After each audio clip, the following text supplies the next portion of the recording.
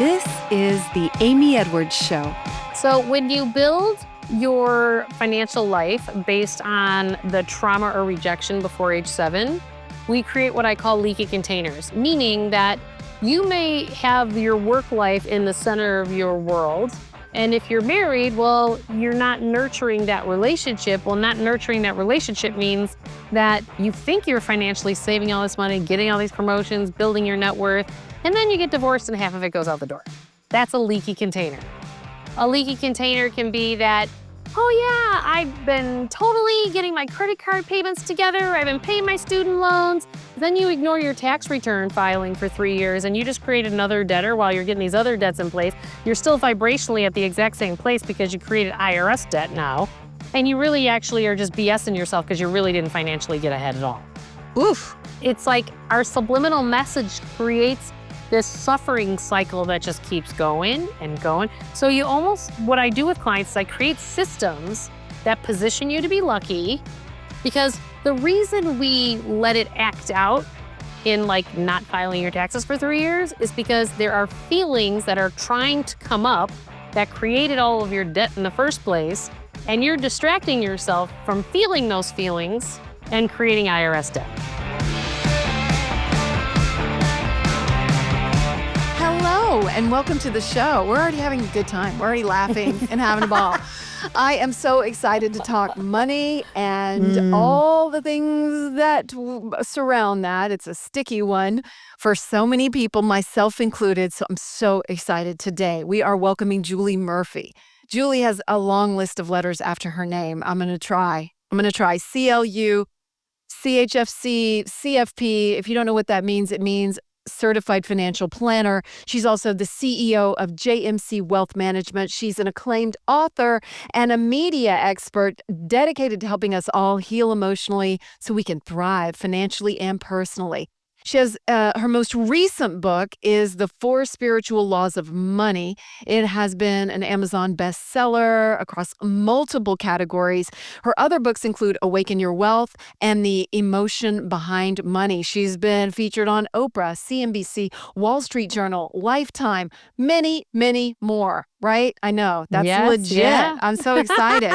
Julie, I'm just so happy to welcome you. I know that you've built a highly successful career in traditional financial services, and then you made the pivot choosing to help people heal their emotional relationship with money so they can create their authentic wealth, lead a more fulfilling life. That's just for sure. beautiful. Be happy. Yeah, I feel like, you are this magnificent progression and blend of the traditional and the spiritual. And I feel like myself, I've talked to a lot of people that are on the spiritual side of money. And then I've read the books by Susie Orman and the traditional side. And I feel like you are just this beautiful blend of those.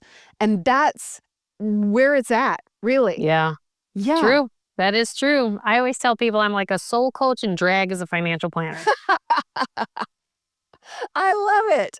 You're full of joy. And seeing that is so encouraging too, because you think financial planner, you think stiff. Oh, stick in the mud. I go to networking events and you're like, what do you do? I'm a financial planner. I'm like, oh. Yeah. And they all walk away right from you. And I'm going, yeah. like, and I don't smell. Like, where are you going? Like, and here Yeah, you it's are, funny. just this bright light of Yeah. and you know what? I think that we hold ourselves back in that way. We get so Oh, no much doubt. fear around it and scared and scarcity and darkness and shame. I know I've experienced that. So, I just think, what made that shift in you? Were you always like that? And I think, you're just such a shining example to so many people. Tell me a little bit about that progression for you. I have 11 brothers and sisters. Wow. So, I have a lot of work experience as a kid. Where'd you delivering fall? newspapers Where'd at you 6. I fall? was number 2. Oh, shit. Oh, yeah. Yeah, Okay. so I have 10 younger than me. 8 of them are boys, 2 of them are sisters, and I have an older sister. And, for better or for worse, I just had a lot of experience of people, right? And I didn't realize it, but we really never had anything, but we were never not happy. So we never really got hooked to the fact that we needed things outside of ourselves to make us happy. We just were, because my mom created that in our house, right? And it was like, okay, we had each other, and the phrase was nothing was thicker than blood, and you took care of each other, and everyone knew not to mess with one of the Murphys because then you messed with all the Murphys. And but my parents are like the Cleavers. They're like the nicest people on the planet. They just do good by people, and they taught us to do the same. And then when I got, I put myself through college, and my mom was like, well, if you don't pay for it with debt, you're not going. I was like, what?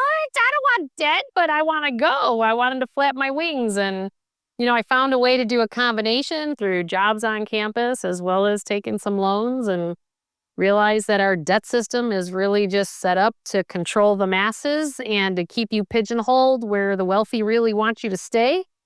And you don't have freedom when you have tons of debt. And I've learned that you can become income affluent through my journey, but that doesn't necessarily make you asset affluent. So particularly here in America, we've all learned to become abundant with our incomes. We're making higher incomes than more people have ever made in prior generations. But boy, we got leaky containers out the back door all day long because we're processing our emotions through our spending and our debt levels and through our people pleasing and trying to fix it and control other people. And it's like, how do we do this? And it's in all of this, what I've come to realize in my work, it all stems from every human being on the planet has some experience before age 7. It's a trauma or rejection that locks into your amygdala, and now you have how you respond to not only your money, but your relationships and your health. And it comes from 97% of the time on autopilot. Only 3% of the time is coming from your conscious mind. It's like that lizard brain kind of thing, right? Like you're just and once fear you or can something. and once you can understand that and go, oh, Mm-hmm. then how do we create systems around that position you so that you still accomplish what you want to accomplish and stop the looping of all your suffering patterns? Oh, man. Because that's what it's about. It is. So much of it is about looping of suffering patterns. I've experienced that, time and again, and especially around money. And that's just been my sticking point. I think so many people can identify with that. Every time I do a money episode, I feel like those are the ones that really like people tune in because they're like, what am I doing wrong? Yeah. And it's just like we're taught to, we're not even really taught, we're No, we're not to taught. save, told, I guess I should save. And I don't know what our first steps are out of that. And what that like would my be. mom said, you're not going to college if you don't borrow money. Well, but we have to decide there's another choice. Damn right. We don't feel that we have choice financially. Mm. And I am here to tell you, you have every choice in the world. Like there is never a day that when somebody has enough money to stop their job and quit for the rest of their career, they don't put up with stuff from other people the way that they do before that. And I remember that when I was pregnant. Oh man, I didn't take anyone's crap for nothing. Like people think like the crazy pregnant lady going, no, you just don't put up with anything that's not authentically in alignment with you. That's what it is when you're pregnant. That's what it is when you have enough money to go tell your boss to jump in the ocean, right? It's when you have that freedom piece and then you authentically plug into the world, because the only thing that all of us are screwing up is not 100% being yourself every single day. Because we negotiate ourselves away to keep the peace or to keep my job or to, instead of speaking your truth so that things can align more with you, instead you get more mixed results because you're putting up with stuff that's not authentically designed for you. Yeah, because you're scared. Well, I think there's lots of reasons, but you're scared because then what? Like, what if there's no safety net? What if, I can't, what if I'm homeless or whatever? Right. And then also it just feels complicated. You talk about the other choices Totally. and stuff, but I know I've just felt like I don't ever know enough. And there's all these options out there that seem so confusing. Right. And so then you just bury your head and get through today and go to work. Exactly. Right. And in my first book, The Emotion Behind Money, I write about that when I was driving to work. So we're one of the train stations, and everybody looks like they've been punched in the face 1,000 times. Isn't that Like the sad? dredge So to sad. work. Yeah. I'm going, why do we keep doing this? Time to make the donuts, right? Like that commercial back in the day. Like, why do we do this to ourselves? I think COVID really proved it to people going, I ain't commuting to the office anymore. I can do this job at home. And employers today are having problems with people. They're going, well, no, I'd rather quit and, because I like quality of life. Like people are starting to define what is work to me and how can I do it more effectively. And even people ask me like, do I come see you in person or on Zoom? I'm like, Zoom. Why would we commute? Because if I need you to get me something, you're sitting right next to your file cabinet and you can get it to me instantly, as opposed to you coming to my office and going, okay, well, I'll mail it to you and in 3 weeks you'll get it and blah, blah, blah. Like it's more efficient in many cases. Where do you start with people when you start like saying, okay, you want to work with me? Like what's step one? And do you start Sure. breaking these things, or do you just, I bet with your experience, you're able to be like, I have a read on you. Yeah. I definitely get reads really fast because there's only so many patterns, right? Oh, well, that's good. And sometimes Okay. you have, sometimes you got a couple playing with you, right? But typically, there's usually like if there's a couple, there's usually one of them that's more dominant, one that's more submissive when it comes to money because of usually just confidence, or you've divided and conquered what you want to do. There's a lot of women.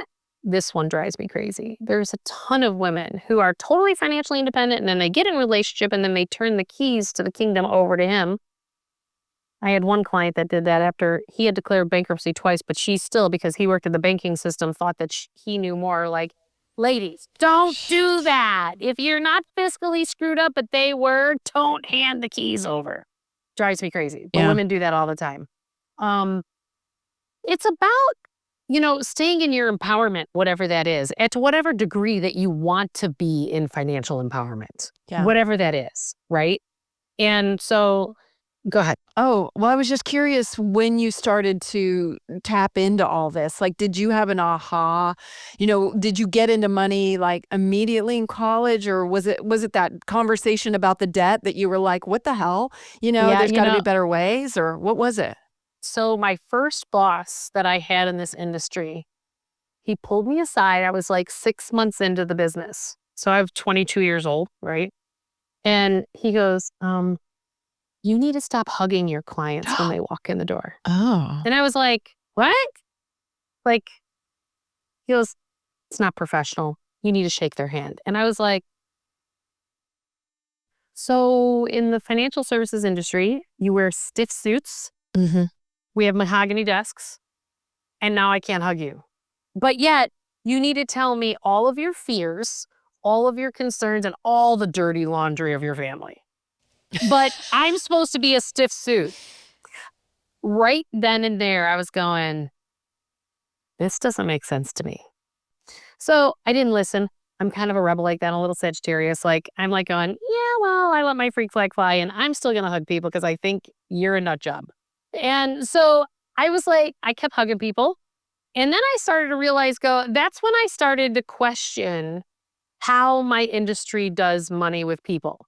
And what I realized is that my industry actually takes the human element completely out of money management, going, this is the smart thing to do. So it's all from up here. This is the smart thing. This is what you should do. And then there's all this shame and guilt if you don't do it the way you should do it, or how the good girl or good boy does it.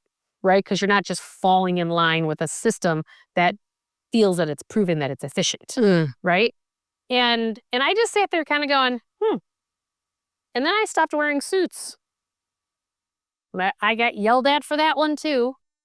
Because, Jewel, we have a attire that you need to wear here. I go, yeah, but I kind of noticed when I don't wear a stiff suit, people open up and talk more.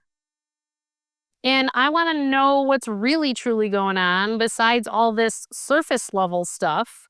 And I stopped wearing suits, and they kept telling me to wear them, and I just stopped. And then eventually what happened is I moved my office to an open brick loft space in the West Loop in Chicago. So more of like the alternative up and coming neighborhood in Chicago at the time, back in 2003. Not that I'm dating No, myself, don't. but That was like, wasn't that like 6 or 7 years ago? yesterday. Feels like it. Okay. Yeah. And so when I did that, it was funny. I actually intentionally didn't get any mahogany desks. I didn't require any of my employees to actually wear suits. You just had to look nice, right? Like just look presentable. You didn't even necessarily have to wear business attire per se, just look nice and together. And of course, I got this first referral that came in the door and she was like, and I was excited. She had 2 million bucks and I was ready. Like, let's do this. Like I was about 8 years into the industry at this point. And she's like, you don't really look like you're a together financial firm. And I was going, oh, the universe and its challenge. Like, do you really want to let your freak flag fly or not? And I said, yeah, well, I actually don't believe that serves people well for opening up and of course, that woman did not become a client because she matched the mahogany desk. Like she resonated there. And that's okay that people resonate there more than the way that I do finance. But I just found that when I spoke in front of a bunch of people in my industry and I was talking about my first book, The Emotion Behind Money, and the woman who brought me in to speak grabbed the microphone and she said, don't these young advisors think that they know how it goes and they'll get to where we're at eventually? And I was Wow. like, you're a woman throwing a woman under the bus in a room of 1,000 people where there's only 10 women. God dang. So you Wow. just made me look like an idiot in front of all these old white men, is pretty much what she did. And I sat there and I go, oh, got it, universe. I'm not supposed to educate financial planners because when I speak in front of the general public, everybody gets it. They're going, finally, somebody in the industry that understands us. And I'm like going, it was my industry that didn't understand. And so that's when I decided to be the client advocate and do everything from that vantage point and not from the place of the big financial firm that they needed to open up. And it wasn't until Harvard, like 8 years ago or something like that, came out with this white paper that said there's a thing called behavioral finance and it has to do with the humans and their emotions. And I laughed. I was like, duh. Like I have 2 books now written about it. And, but that's good. The industry's evolving, right? People are understanding it. And note to self, the industry is up from a 0.5% women. Now we're up to about 13% women. And I think that has something to do with it because women bring the relationship and the heart and the planning piece to it. Like allowing you to be you, and how do we want to design it around you? Oh, I'm glad you brought that. I thought that exact thing. I wondered that exact thing. Like, is it because now finally we're like more in the conversation and in the game, so to speak, Right. And I think too, just there's so much talking about that fear. There's fear of judgment in those situations, Oh, for like sure. you're like, oh my God, how do I tell this guy that I've done this stupid thing? And then in my divorce, I did this and I Right. mean, at least I wouldn't, I don't think I would be comfortable in that situation. And I'm sure they've seen it all, but it's just, God, why can we talk about so many other things and not this, Well, and I think there are men out there, like my brother works with me, number 8 out of the 12 works with me. And Oh, he's very heart-based. He yeah. is a very easy male for people to just unpack, Yeah. right? So I'm also finding that there's more of those men entering the industry versus the A-type personality that's the go-getter and gonna, just don't ask me any questions, just do what I say kind of Mm-hmm. personalities. Those ones are retiring in That's the industry. yes, right? That's the old model. Bye. Go take your Right. investments and we'll see you later. Yeah. That which is great. That is the way of the Totally. world. Like with COVID and with Evolution. everything, like that's what we're looking for. So how do we start stepping into more of our own financial independence using these tools that you have helped develop Mhm. or developed? One of the first, yeah, in my second book, Awaken Your Wealth, I talk about that the first step in the process is you really need to actually picture the life that you want to create from this Mm, point forward. I don't care where you've been. We'll get to that in step 2. But if you don't dream the new dream and without judgment, because when I first ask people like, well, what do you want in your life? And they say, what do you mean financially? And I said, I don't care. I don't care if it's money.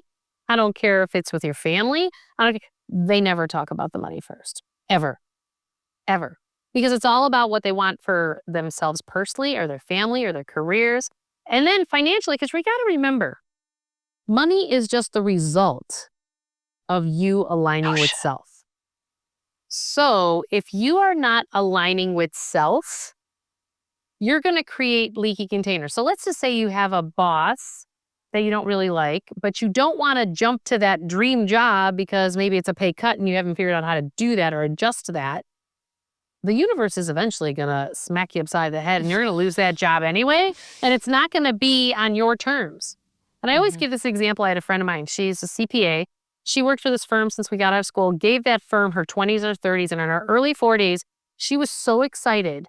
She was about to walk in and become partner. She walked in, the partners were all sitting there, and the managing partner said, unless you have a severe shift in your personality, you will never become partner in this firm. So we've decided to give you your walking papers. Ouch. She knew she didn't fit there, but she just kept muscling and kept trying to prove herself more. So it hit her not enough button, not worthy button, and not deserving button. And she now works as an inside CPA to one of her favorite clients that she dealt with back then. But she knew years before that she didn't fit in that firm because she wasn't cutthroat. She was relationship-based. And they loved her handling the relationship-based stuff because the other ones were all business and they didn't care, right? And so she fit a hole for them, but when she was supposed to have her payday, never came. Yeah. So like on some level, we know, right? We know we've been putting up stuff that's not authentically. We just don't know how to bridge to the other place. And that's why the second step in my process is accepting the reality that you've already created. I love that. One quick question about what you just said. Can you define what you mean when you say leaky container? Oh, sure. So when you build your financial life based on the trauma or rejection before age 7, we create what I call leaky containers, meaning that you may have your work life in the center of your world. And if you're married, well, you're not nurturing that relationship. Well, not nurturing that relationship means that you think you're financially saving all this money, getting all these promotions, building your net worth, and then you get divorced and half of it goes out the door. That's a leaky container. A leaky container can be that, oh yeah, I've been totally getting my credit card payments together. I've been paying my student loans. But then you ignore your tax return filing for 3 years and you just create another debtor while you're getting these other debts in place. You're still vibrationally at the exact same place because you created IRS debt now. And you really actually are just BSing yourself because you really didn't financially get ahead at all. Oof. It's like it's like our subliminal message creates this suffering cycle that just keeps going and going. So you almost, what I do with clients is I create systems that position you to be lucky, because the reason we let it act out in like not filing your taxes for 3 years is because there are feelings that are trying to come up that created all of your debt in the first place. And you're distracting yourself from feeling those feelings and creating IRS debt. Oh, that's good. And then you Right? set people up to be lucky. I like that too. Like that's really cool. But Right. but that I can resonate with all that too. I have a million thoughts, about me and people I know that will remain unnamed right now. But yeah, I mean and I think we've all done it in some way. Do you have experiences of your own that you I get, okay, here's the question. I think the question is we'll accept failure in so many other ways. And I think relationships and money are just the two that you're like, oh, those failures you get embarrassed to even talk about. Those are the Right. ones where we don't want to Right. talk. Totally. Have you made anything like decisions that perhaps someone in the traditional financial, scene might deem not great or something like that? Yeah, I mean, I got a great one on that one. great. So I had this woman, she was getting divorced and I was referred to her, and their net worth was about 22 million. Wow. So higher than a lot of people's, right? And her attorneys were like, okay, you deserve 11 million. Like this isn't over until you get 11 million. Now, mind you, divorce attorneys are, chomping at the bit because they know what percent that they can squeeze out of that while they let you two fight about it. Yeah. And in this process, she was still living in the home that she had raised the family in. He had moved out and he was a business owner. And he was really a narcissist and he really violated boundaries. Like she found out that her house, because all the computer stuff was run with his company's technology team. So he tapped all of her computers. He knew everything. She was communicating at all times. So he always knew her play by play with from her attorneys and everything. Well, then they also had 2 children. And in this process, like he just wanted to make he just wanted to make her life hell. And he wanted her still in that house, paying the bills, doing what he said. He wanted control of her, right? And when I met her, I had said, you don't have to stay in that house and pay all those bills and take care of the lawn and the maintenance and all that other stuff because both your kids are away at college and you can just say, hey, I'm gone. I'm sorry, I moved. Because when she told me what she pictured, what it is that she wanted to create in her life, she said, I just want to move to Arizona by my mom. Like the kids were a train wreck. They were both adopted and both very troubled childhoods. And she's like, and then now I'm getting annihilated by this guy and I'm trying to hold together what he created with these kids. And I'm like going, I can't do this anymore.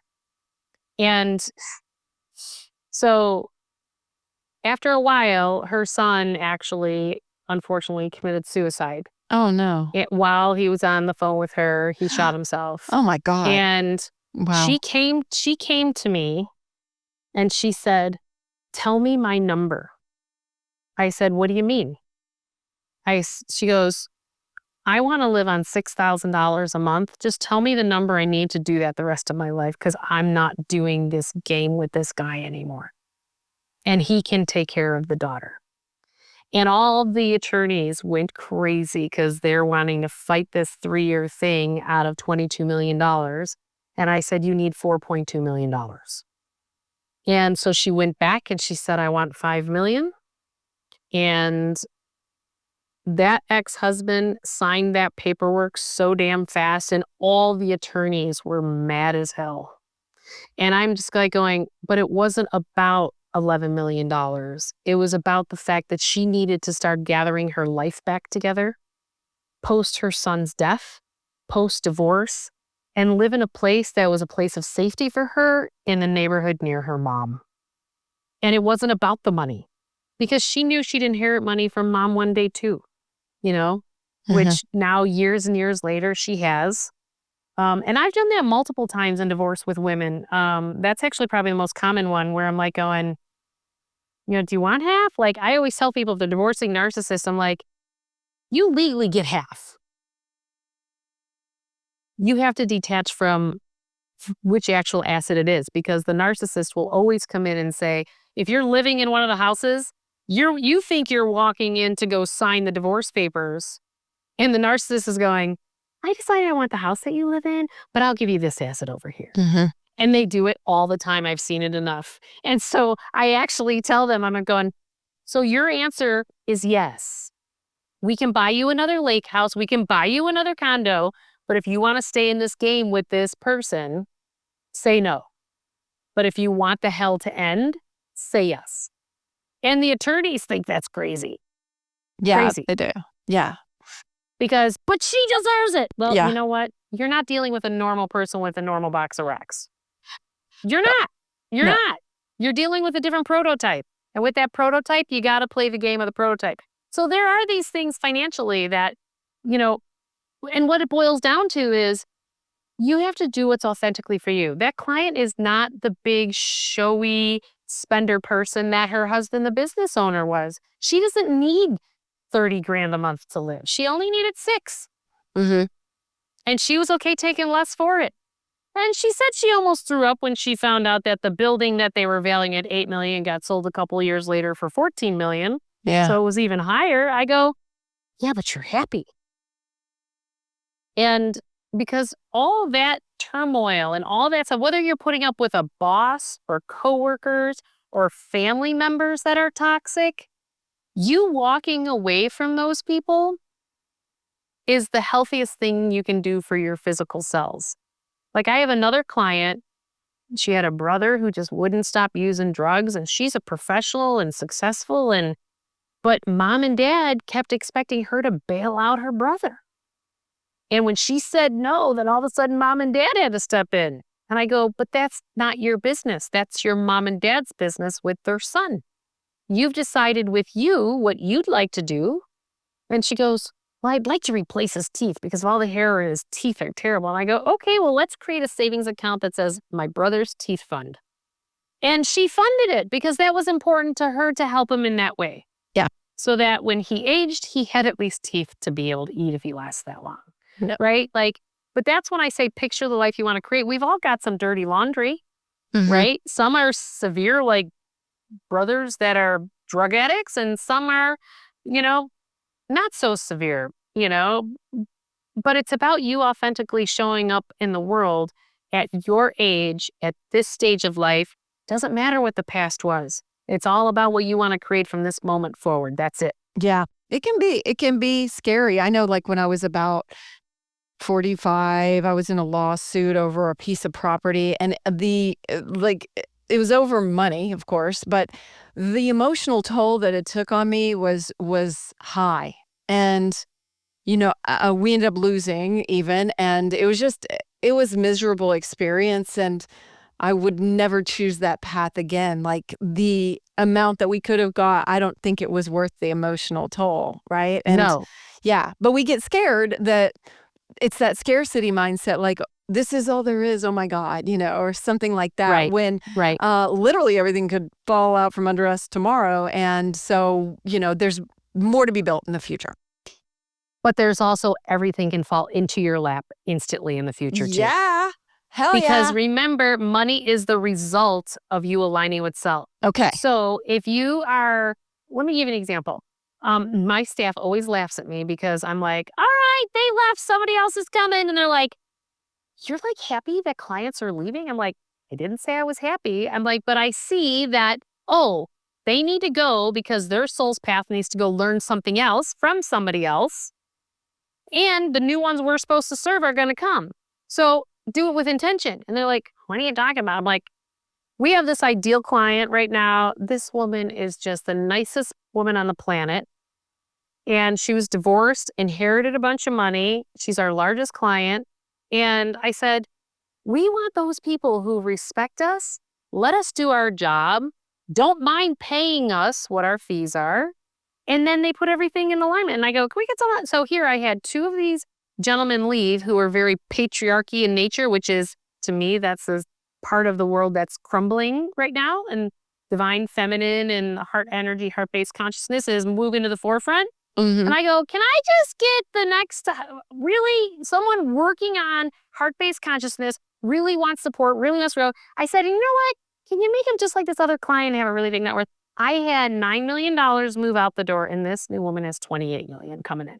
Nice. And it's it's about intentions. It's about, I didn't care that those gentlemen left. I set the intention of what I wanted to track, and I got even more than that. But that's how money is the result of how you're plugging into the world. Whether it's in a pay raise, a bonus, money that you inherit, or a gift that you didn't expect and where it can come from, your just job is to set the intention going, I know I'm supposed to do this. I have no idea how everything's going to show up and align with this. But all right, universe, I'm turning it over to you. Figure it out, and then stay aligned with that goal and that dream. And the money always shows up. Always. Always? Always. It's only when you doubt it and you ripple your vibration in a different direction, well, then it gets a little directionally incorrect. So some of it will come, but not all of it. And it's like building a muscle. For sure. The more you do it, the better you get at it. And I've been doing this for 30 years now. So I've gotten really good at it. I love that. Okay, back to our steps. So we had Yes. step one, which was understanding what we want, right? Mm-hmm. Okay, second. So second is accepting the reality you created, as well as we have to awaken your authentic self. Okay. Meaning, if you're doing a job that you hate, well, what would you love to do? And why haven't you switched to it yet? And ask those questions, right? And know that you're going to be on a bridge. You're going to be on a bridge because the bridge is, here's where your reality is, here's where you want to go.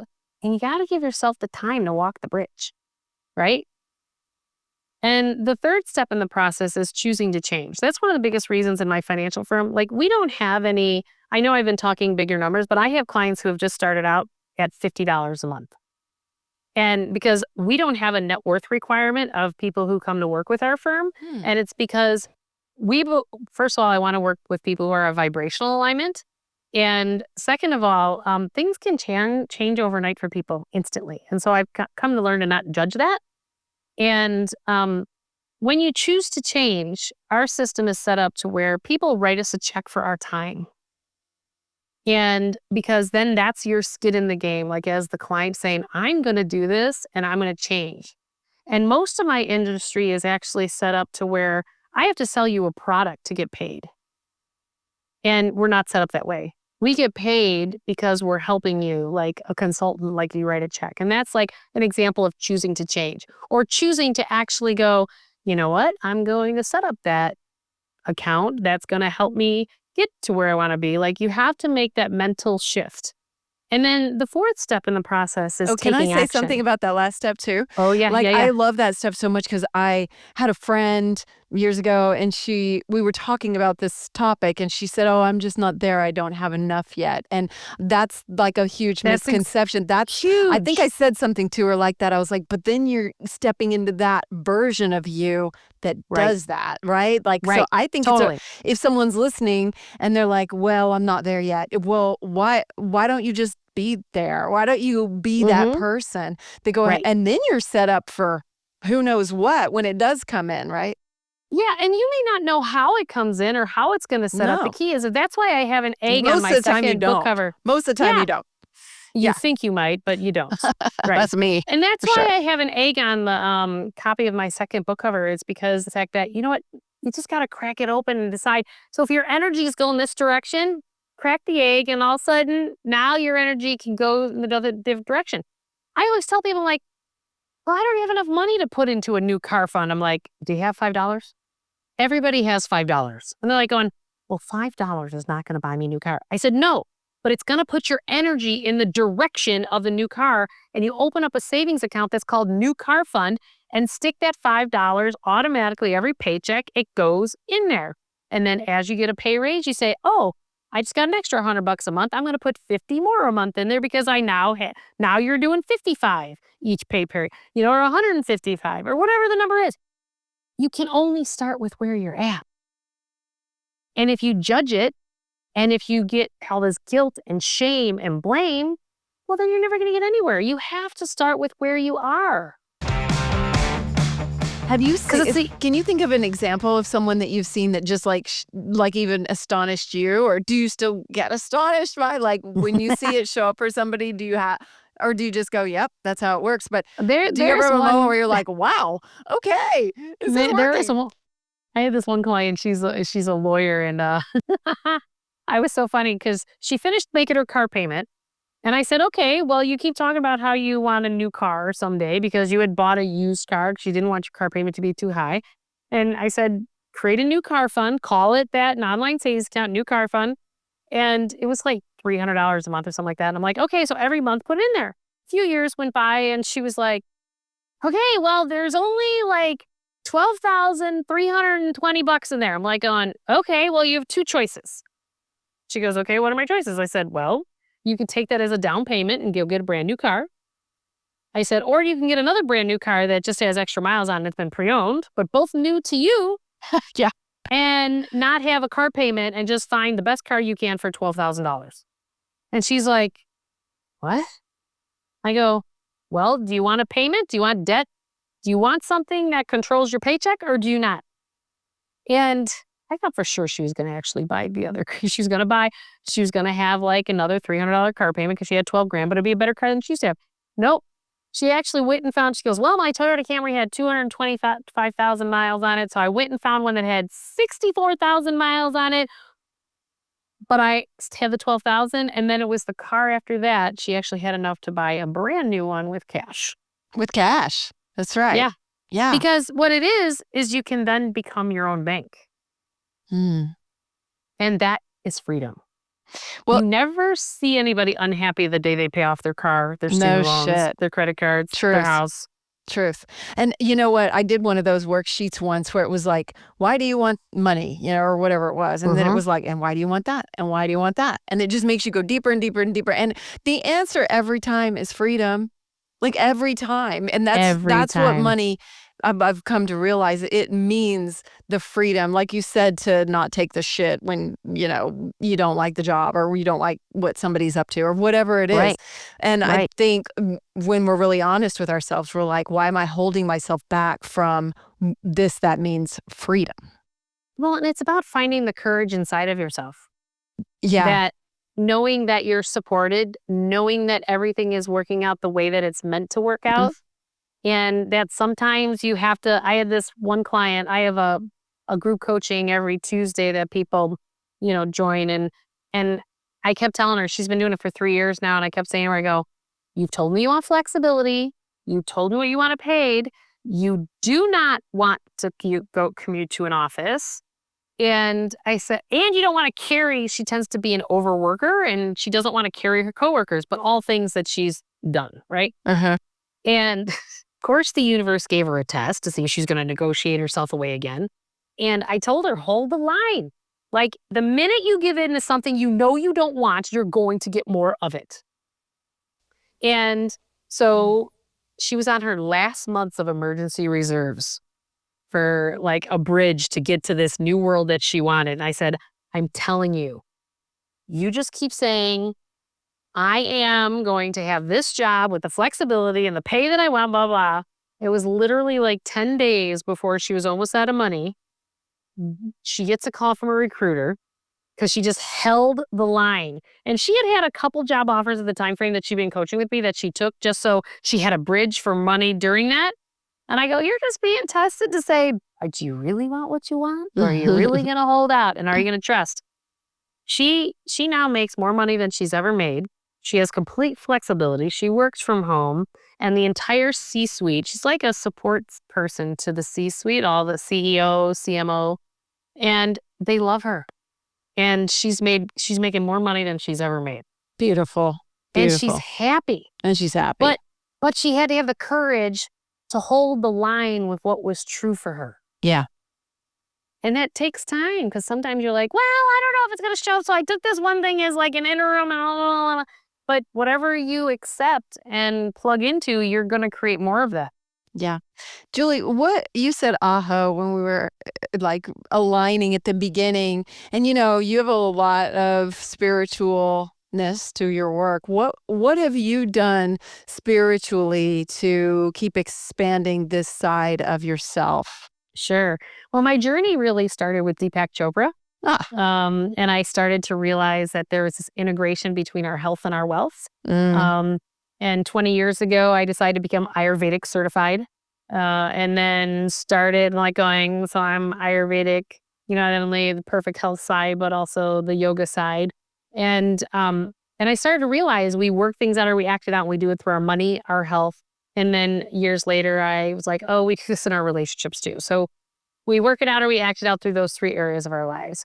And then after that journey, so I was into meditation and everything. And then I had a near-death experience actually when I gave birth to baby number 4. Wow. I went to the light, the whole thing. And I was like, oh my God, I don't really know what to do with this. And I had worked with energy healers and stuff like that. And then I started working one-on-one with Panache Desai for years. He's kind of like a younger version of Deepak, but he channels high frequency energy.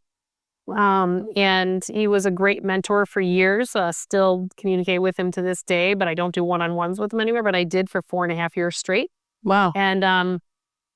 And Panache actually led me to the jungle. That's where I learned Aho. Where he said, hey, I'm teaching at Rhythmia down in Costa Rica, and you're going to go do ayahuasca with me. And I was like, what? And then one of my brothers says to me, yeah, Jewel, I don't recommend you go to the jungle and do ayahuasca. I said, why is that? He goes, well, you're kind of a control freak, and that's all about letting go of control.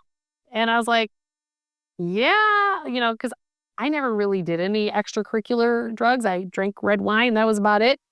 And so I was like, I don't know. I'm just guided to go. And when I went there, it was funny. I just stood on the property and my system like freaked out. Like, I saw Panache and I just like started crying. He goes, hold on, I'll get the shamans. And the shamans started doing all this stuff, like chants around me. And I'm like going, what the hell is going on? But all of a sudden it like was moving stuff out of me energetically. And he had them all working on me and spraying stuff out. I'm going, what the hell did I just sign up for? I was raised Irish Catholic and I'm going, what the hell? And Good for you. proceeded to go on this journey over a week, which I've now done 42 times since that 1 week. Oh, and really? It has, yes. Wow. And I, in that first ceremony in ayahuasca, I actually, I was post-divorced. What year was this? And this is 2018. Okay. And I had gotten really bad PTSD from my divorce and how it all went down. And after these first 4 ceremonies, it was gone from my nervous system, completely gone. And I'm like, this stuff is like a miracle. And I found my freedom again. I found my laughter again, is what it was. Wow. And it just really brought me to my core. And what I'd realized at that point is that I had built a business based on my trauma rejection and half my net worth went out the door to my ex-husband. And then I started building it actually on my authentic self and on my soul. Yeah. And not allowing not only clients, but anyone I interfaced with that weren't in alignment with my soul and my soul's evolution. And that's literally what I found on that journey, working with the shamans in the jungle, doing ayahuasca. Where did your near-death experience fall with that? Like, how did that come up for you? Or did you see it again? Or yeah, so it was really funny. So in 2000, it was December of 2014, I had the near-death experience, giving birth to my son. Wow. And it was, and within a month after that, I met Panache and did every program he had, every online thing he had in 2015. And during that time period, then that's when he said, hey, I'll be taking 5 people one-on-one. And I was like going, yep. What were you searching for? Like, what did that near-death experience do something that you were like, what was that? So on the operating, so I was rushed to the operating table. They're taking the baby out. And all of a sudden, like, people were talking to me and I couldn't communicate back. And then I could feel myself leaving my body. Wow. And then all of a sudden I was up looking down on my body, but I could see the light on the other side. And everyone's trying to communicate to me and I could turn and look at them, but I wasn't there. I couldn't respond. I couldn't anything. And at one point, my OB just like pulled the blue curtain down. He's like, Julie. And then all of a sudden I was like, and I went right back into my body. And then I was like, okay, I'm not the same. I was like, yeah, this is not the same. And what I've come to realize now is that I couldn't operate on the frequency and the timeline that I was at that time period because it wasn't authentic. And I did a quantum jump is what I believe near-death experiences are. And then in that process, then the universe started bringing me the things and the tools that I needed to try to make sense of this. And then after I started working with Panache one-on-one, it was like after like the second year before I did ayahuasca, we were at dinner with the group that he does one-on-ones with. And he goes, what? And one of the girls said, well, like, was it like your near-death experience? And he looks at me, he goes, do you think you should tell your guru that you had a near-death experience? And it was the funniest moment because he goes, now it all made sense. And then all of a sudden, like, my sessions with him amplified everything, up-leveled, and everything started to expand. And wow. yeah, my company expand. When you align with yourself, everything grows. The love in your life grows, the money in your life grows, the opportunities grow, everything grows.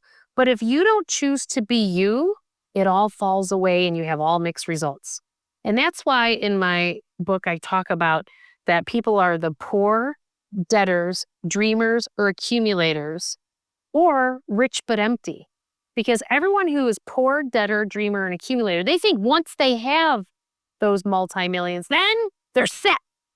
And I am telling you, you are not set. You are rich but empty if you've built it on stilts, if you've built it with leaky containers. And that just means that you did not build it in alignment with you. Because you get to this place where you have the money, but you have no fulfillment. It's not sustainable. You're not happy. You're not, it's empty. There's this emptiness that you still have this longing for. And that longing is you're longing to be yourself.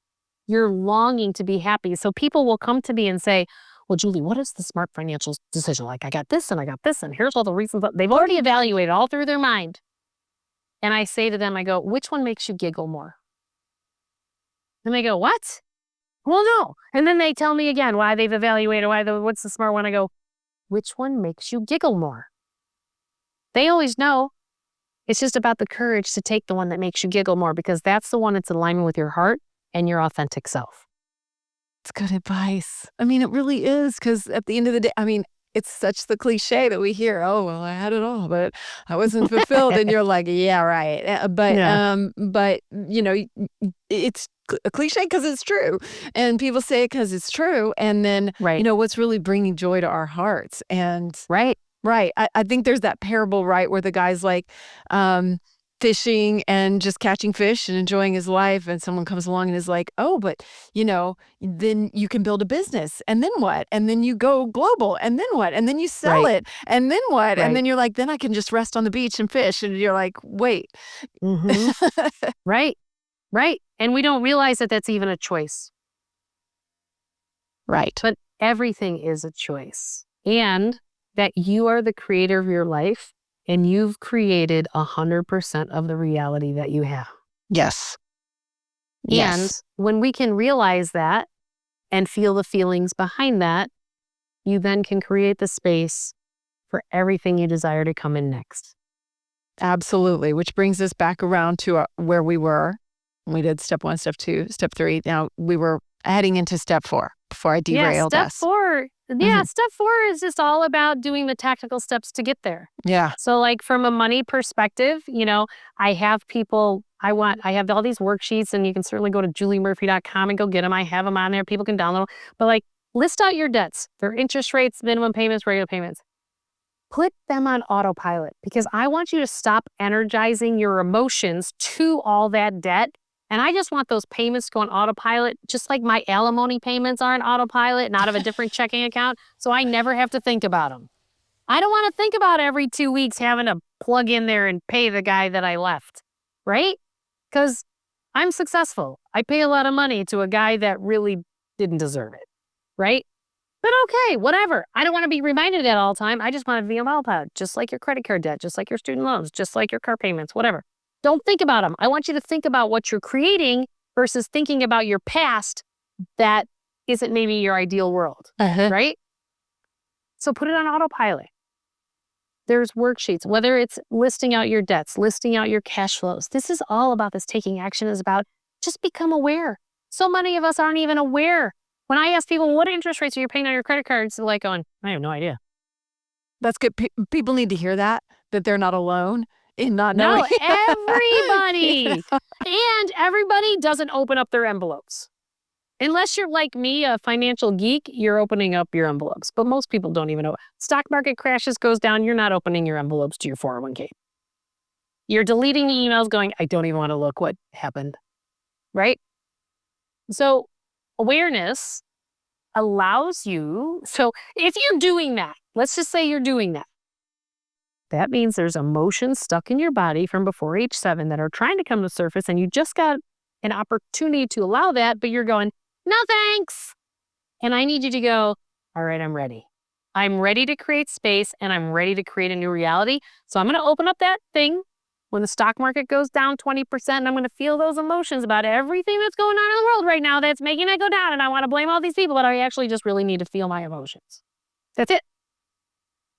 It's the catalyst to feel the emotions that are stuck in your system, so you can expand more into who you've meant to be. Let's talk about how there's no age limit or time frame on that, because I think people probably are like, wait, no, now I'm insert age, and like, no, it's too late for me, or I'm clearly not capable because I'm 60 or whatever they are. Well, I had a client who his wife had passed. He had about 1.5 million. He was about 70 years old. And I said, well, what do you want to do with your life? He's like, what? I go, what do you want to do with your life? Your bride's gone. You want to date again? Do you want to be like your grandkids' coach for their t-ball team? What do you want to do? You want to be a professor part-time to teach what you gave to the world in your career? What do you want to do? And I just saw him smirk. And I go, what was that? What was that? What was that? He goes, I always wanted to be a lawyer. I'm like, you're a union worker. You want to be a lawyer? And he's like, yeah, but we got pregnant.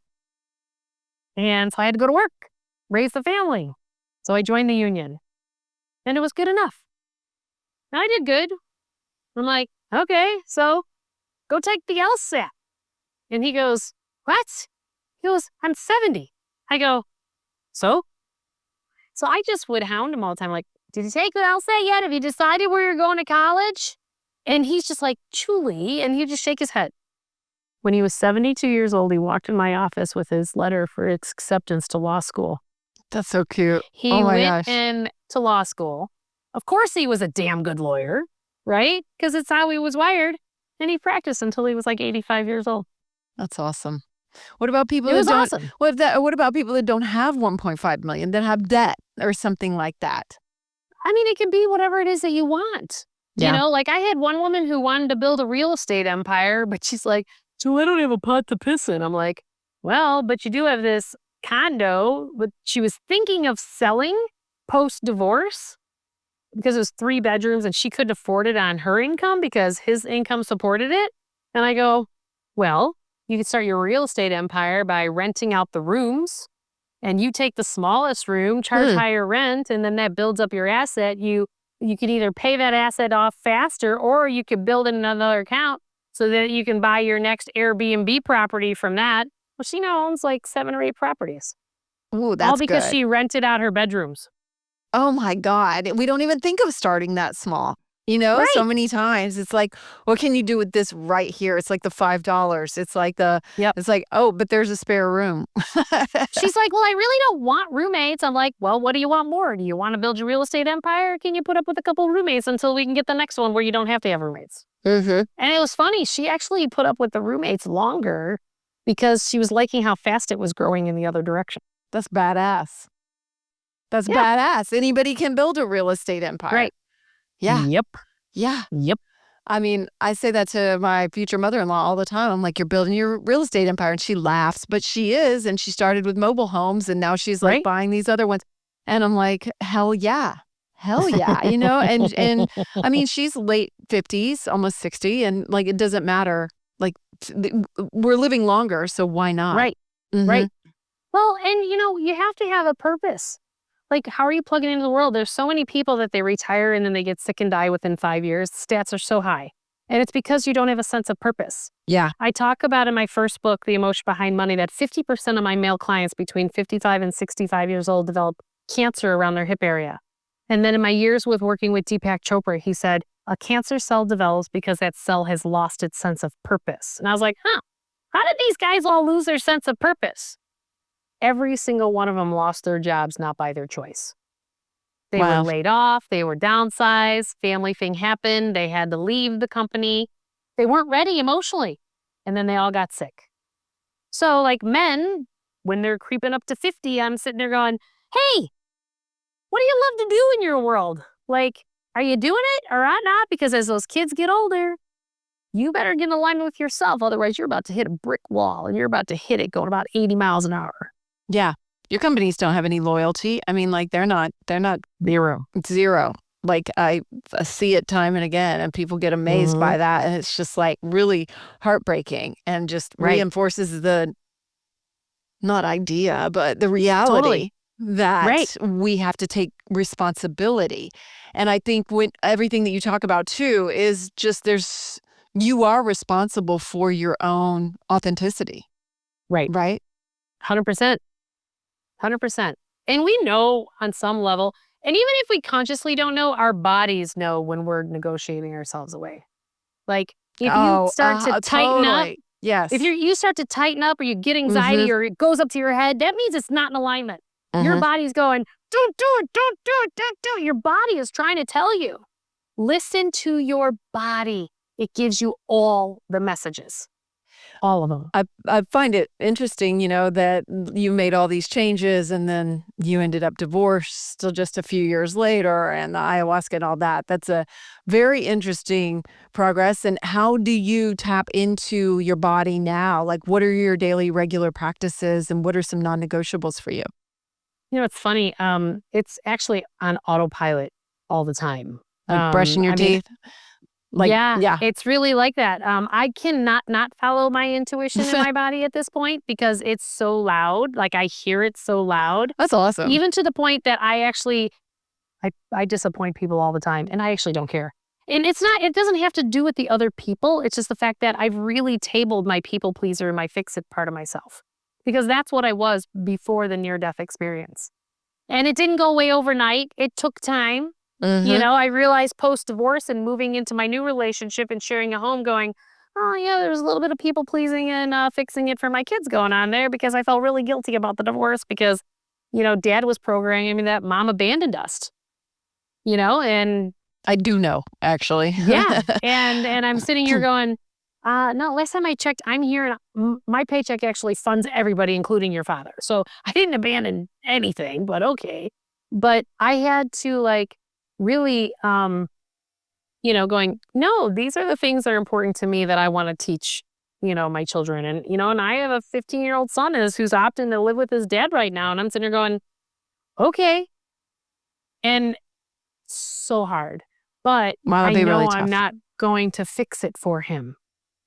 He's being defiant and he's being a teenager puffing his chest out. And I'm going, I love you. But you're not getting away with that with me because I'm not creating generational patterning. And it may work, it may not. I don't know. All I know is I'm doing what I'm guided to do because that's what my body's telling me. Right? And my practices, you know what? I go for walks all the time. I love the walking meditation piece more than I'm not a person that sits still very well. I'm a mover and a shaker. I might have guessed. I don't know. I know. I also, I make sure that I take the time with my kids. I regularly schedule in, I have some of those savings accounts that are like my vacation fund. And I make sure that I get in my time at some healing centers that I love around the country. And I have money go in every paycheck into these savings accounts so that I have the funds to do that every year. And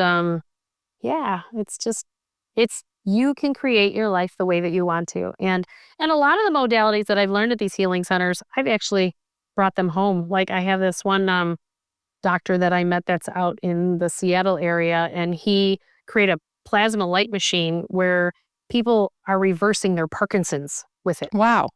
And I was like going, well, what can it do for me? I'm like, and it's considered a plasma light machine that athletes in Europe use these, but they're $500,000 there to buy. Wow. And he's figured out how to put a version of it together with PVC pipe that actually only costs $15,000. And I was like, hell yeah. So I have this room, I call it my Sedona room in the basement that has all these healing things in the basement. It looks like the Nutty Professor's room, but I've got the ionic foot detox baths. I've got the plasma light machine. I got my red light therapy. So I've created some of these things to be in my daily life. And along with just regular things I eat at home more than I ever have. I was a restaurant queen. And you know what? As I've raised my vibration, I've raised my vibe. I'm sensitive to dairy and I really don't eat it that much anymore. And I'm becoming more plant-based every day because plants are the highest vibration on the planet. And cooking it at home with my oils and not the stuff that I don't know what's in things. I now get sick when I actually eat out at places because I've been eating so clean. And so it's fascinating how all of that has to do with raising your vibration and your timeline. And it's part of just the daily practice. I'm getting really, my kids are like, well, what's in these things now, Mom? And I'm like, they're like, what is she feeding us? These fun little protein balls. And they're going, what's in it? I'm like, just eat it until they feel like it. And they now trust me enough that they'll try them because I've made enough good ones, You learn what works and doesn't, but it's kind of fun. Well, But it's I- just like our bodies too. Like, something, your foot hurts. Well, then you're walking funny, and then your hip starts to hurt, right? And your back starts. It's all connected, and I think like the cancer cells. It's just like we're not willing sometimes to accept that everything is connected in the way you yeah, are raising your vibration. That's going to be all the way across the board, or it's not going to be, right? You're not going to right, be in alignment, and I think right. that's what you're saying is a testament to that. To me. Yeah. Absolutely. And to me, like, you got to cut the cords that other people hook to you during the day too, right? Epsom salt baths are great for that. And I always add in my Young Living oils into my Is that Epsom salt joy? bath. Is that This joy right is there? joy. I I know that love one. joy. It's one of my favorites. I keep that one on that and Release I have on the corner of my desk. I mix it with a little spearmint, and I do that in my Oh, little nice. diffuser. It's a very nice combo if you're looking for another one with joy. Yeah. Yeah. Well, if you could give like just one money tip, like, and you had to choose one. I'm making you choose one right now. What would it be? One money tip. Mm-hmm. I know it's hard to not use debt, but debt is your lack of freedom, and debt is the handcuffs to you being stuck in the matrix. And find your freedom from that and stop being controlled by the system. Wow. Yeah. It's hard to get out of debt sometimes too. It's very alluring sometimes, Oh, for sure. Oh, Yeah. you get all these points and airline miles and do this, and you get 10% off your purchase with this store credit card. Oh, yeah, they know how to hook you. Mm-hmm. They've mastered that. They know how to hook us. Choose to take out the hook. Yes. Well, this has been just wonderful. What did we miss in our conversation today as we're wrapping up? Or what's on your heart that you would like to say before we go? I want everyone watching this to love themselves enough to choose the life that they want to live now. Doesn't matter what happened yesterday. But I'm telling you, I've seen people make quantum leaps in the craziest of ways, and you can too. You just have to decide. And it's all about loving yourself enough. Every single day, I set the intention to do the most self-loving and self-caring things for me and my children every day and in every way. Because that self-love needs to be the primary thing in your world. Absolutely. And that awareness is loving yourself, right? Like Yep. being aware of all the things that you have going on and taking that responsibility for it. It's a beautiful Yep. thing. Mm-hmm. Yep, Big exactly. self-love fan over here. So that is so incredible. And can you please share how everyone can find you, follow you, Absolutely. and everything else? Yeah, and no matter where you're at financially, we have something for everybody. That's one of my give backs. I didn't grow up with money, but I figured out how to become income fluent and asset affluent. And so I walked the walk. So I have juliemurphy.com that has anything from free things to weekly group coaching that you can join. I have an online course that you can take with videos and homework assignments and all that stuff. And all my books are on Amazon. You can find that. And then wealth management firm is jmcwealth.com. And you can get a hold of me in either place. Badass. That's so good. I'm sitting here thinking, we're coming to Chicago. Do I need to schedule a meeting? I'm totally That'd be serious. fun. Yes, I know. I need someone aligned. So, yes. Happy to help. Yeah, thank you, Julie. And You're it was a welcome. real joy to talk to you. We've Thank had to you. reschedule a couple times, and I've been really looking forward to this, and it exceeded all my expectations. So, Yay! yes, yay. And thank you for everything that you shared today and your openness about your own journey and how life can challenge us sometimes, and we have to keep rising up. So, For sure. yeah. Totally. You're Yeah. welcome. Thank you so much. Oh my gosh. And thank you for being here. I really love that fusion of this spiritual and this traditional and practical, not so traditional, but it kind of is because she learned all these things, right? You can tell that she knows all her practical things. So it's fascinating to me. I think this is the new era of money. And, so many people in the spiritual community too, like instead of saying the payment is, they'll say the energy exchange is. I think that maybe that day has passed a bit, but a few years ago, that was a thing. And it really is energy. I don't know if you've ever read about how much actual money exists in the world, but it's only about 4% of the money that is being changed hands and, supposedly in existence, right? It's all just right here on the phones. It's on the computers. It's it's not real. And when you start to think about it that way, you're like, shit, I'm letting this rule my life and it's not real. And if you think that I don't understand, you could not be further from the truth. I absolutely do. I have had times when I couldn't buy my kids Starbucks. I have, like that wasn't even an option. And I was just like, if they asked for it, I was like, God, I can't even do that. You're checking your bank balance numerous times a day. I get it.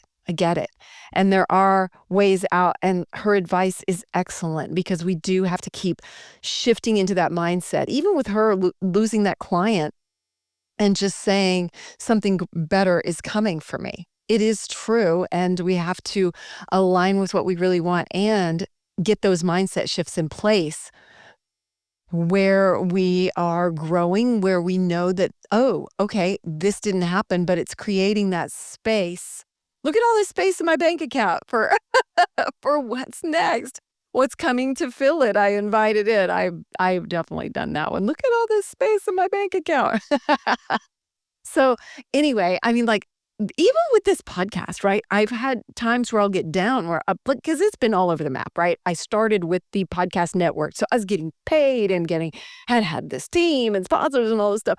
And then, they folded and then we were like, whoa. And so it was just suddenly, oh, okay, well, am I going to keep it up? Yes, I love it. This is where I'm aligned. So I did, and I just did it myself. And I was like, fuck it. I'm gonna learn to do it all myself, and then I've had people sponsor, and then I've had times where it's affiliates and all these different things. And I would have moments where I got down on it, right? And I was being like, oh, is that financially viable for this show, and etc. And then you just go, what am I really aligning with? What energy am I putting into this? And I'm like, I am believing that anything is possible with it, and believing that there's no right way, wrong way. There's just my path that is unique. And you can see the people that are already doing it and take that as the universe showing you what is possible. Oh, that guy's got $75,000 a month for his podcast. Okay. I'm not going to say, oh, I don't. Instead, I'm going to choose to say, it's possible. It's possible. And so it is possible, whatever it is you're dreaming of. And we have the power to choose. We have the power to mindset shift. We have the power to take responsibility and take action and do the things and create freedom for ourselves ultimately. You absolutely do. Let this be your pet talk for the day. I'm shaking you right now. These are my fists shaking, grabbing your shoulders. I'm not shaking you too hard. I would never. Okay. So there is our pep talk for the day. All her stuff is in the show notes. Of course, you can just click through. Awaken with Julie is her Instagram. I really enjoyed looking through her website. It's motivating. It's very motivating. So you can get all her books and all that. That's all in the show notes as well. So thank you so much for being here today. I am just so massively grateful, not only to Julie, but to you and to myself, because I keep learning about all this stuff and I am determined to put it into practice and live it and just walk the walk of all the things on this show. Damn it. By God, I shall. So thank you. And I love you so much. Business is, you know the drill. Please rate, review, all that stuff wherever you listen. I would be so just magnificently grateful. And reach out to me anytime. You can respond to my newsletter and I will see it. You can sign up for the newsletter at amyedwards.com. A new website coming soon, and amyedwards.info. And what else? amyedwards.info has all sorts of stuff on there. Like, it's a good hub for all things, including Fight for Her. We didn't talk about giving back, but even just a little bit helps if you want to join the monthly giving club for Fight for Her or Fight for the Forgotten.